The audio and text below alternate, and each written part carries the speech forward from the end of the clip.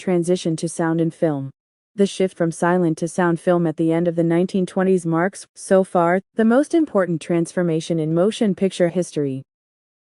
Despite all the highly visible technological developments in theatrical and home delivery of the moving image that have occurred over the decades since then, no single innovation has come close to being regarded as a similar kind of watershed.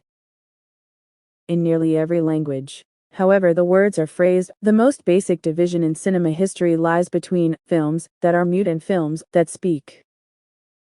Yet this most fundamental standard of historical periodization conceals a host of paradoxes. Nearly every movie theater, however modest, had a piano or organ to provide musical accompaniment to silent pictures. In many instances, spectators in the era before recorded sound experienced elaboratorial presentations alongside movies' visual images. From the Japanese benchy narrators crafting multi-voice dialogue narratives to original musical compositions performed by symphony-size orchestras in Europe and the United States. In Berlin, for the premiere performance outside the Soviet Union of the battleship Potemkin, film director Sergei Eisenstein worked with Austrian composer Edmund Meisel, 1874–1930, on a musical score matching sound to image. The Berlin screenings with live music helped to bring the film its wide international fame. Beyond that, the triumph of recorded sound has overshadowed the rich diversity of technological and aesthetic experiments with the visual image that were going forward simultaneously in the 1920s.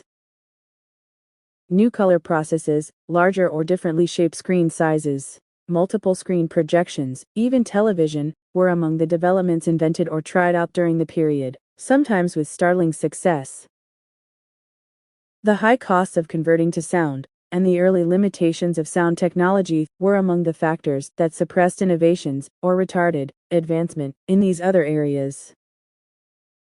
The introduction of new screen formats was put off for a quarter century, and color, though utilized over the next 2 decades for special productions, also did not become a norm until the 1950s.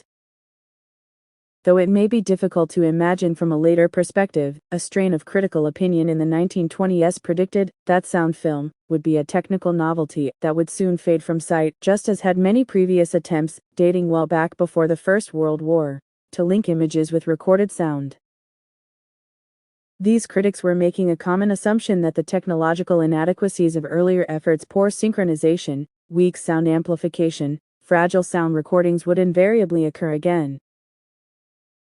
To be sure, their evaluation of the technical flaws in 1920s sound experiments was not so far off the mark. Yet they neglected to take into account important new forces in the motion picture field that, in a sense, would not take no for an answer. These forces were the rapidly expanding electronics and telecommunications companies that were developing and linking telephone and wireless technologies in the 1920s. In the United States, they included such firms as American Telephone and Telegraph, General Electric, and Westinghouse. They were interested in all forms of sound technology and all potential avenues for commercial exploitation.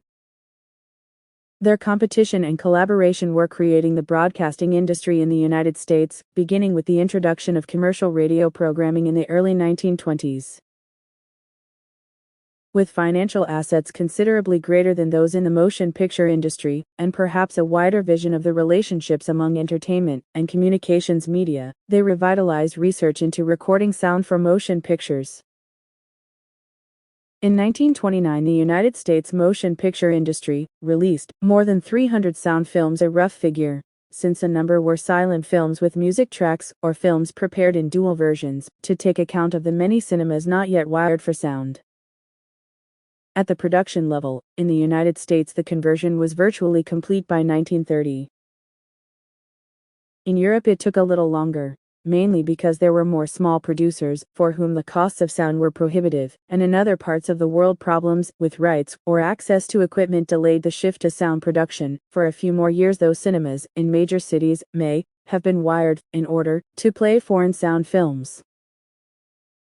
The triumph of sound cinema was swift, complete, and enormously popular.